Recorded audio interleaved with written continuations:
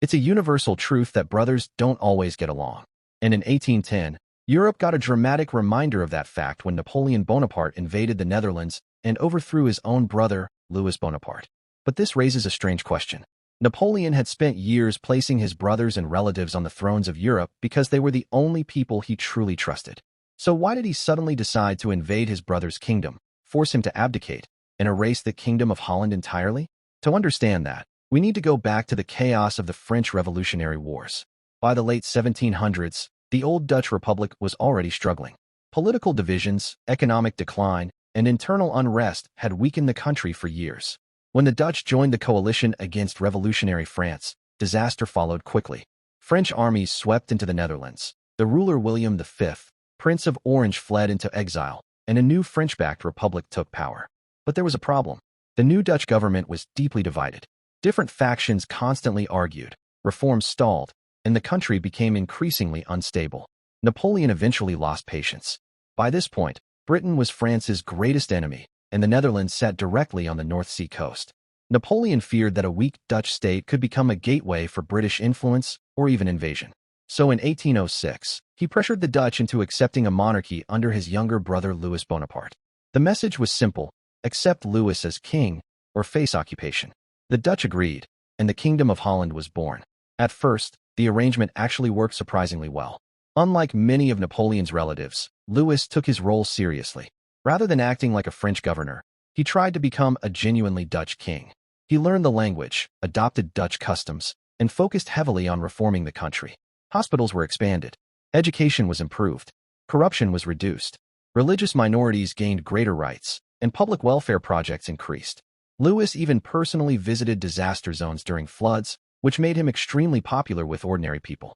Over time, many Dutch citizens began to see him not as a foreign puppet, but as their king. Ironically, that popularity became part of the problem. Louis increasingly prioritized Dutch interests over French ones, and this infuriated Napoleon. The emperor expected loyalty and obedience from his client kingdoms, especially during the ongoing Napoleonic Wars. The biggest issue was Britain. Napoleon's entire economic strategy depended on the continental system, a massive blockade designed to cripple British trade. But the Dutch economy depended heavily on commerce and smuggling. Louis often turned a blind eye when British goods entered through Dutch ports because cracking down too hard would devastate the economy. Napoleon saw this as outright betrayal. Then came the military disputes.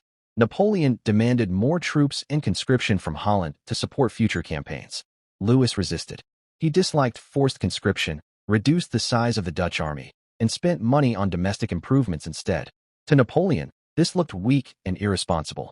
Tensions only worsened during the War of the Fifth Coalition in 1809.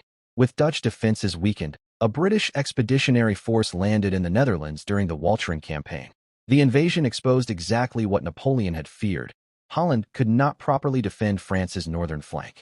French troops eventually drove the British out, but Napoleon was furious. As punishment, he demanded that Louis abdicate. To soften the blow, Napoleon even hinted at giving him the throne of Spain instead. Louis refused.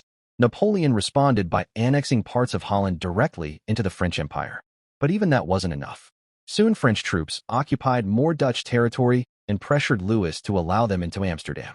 At that point, Louis realized his kingdom was finished.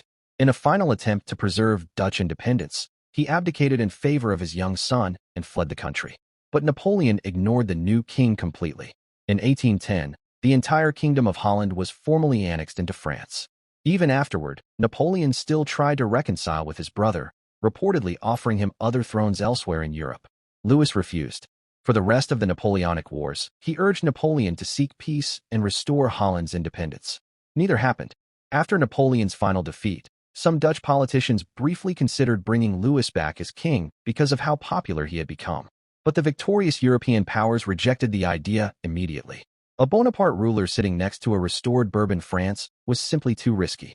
And so the Kingdom of Holland disappeared almost as quickly as it had appeared, destroyed not by foreign enemies, but by a family feud at the very heart of Napoleon's empire.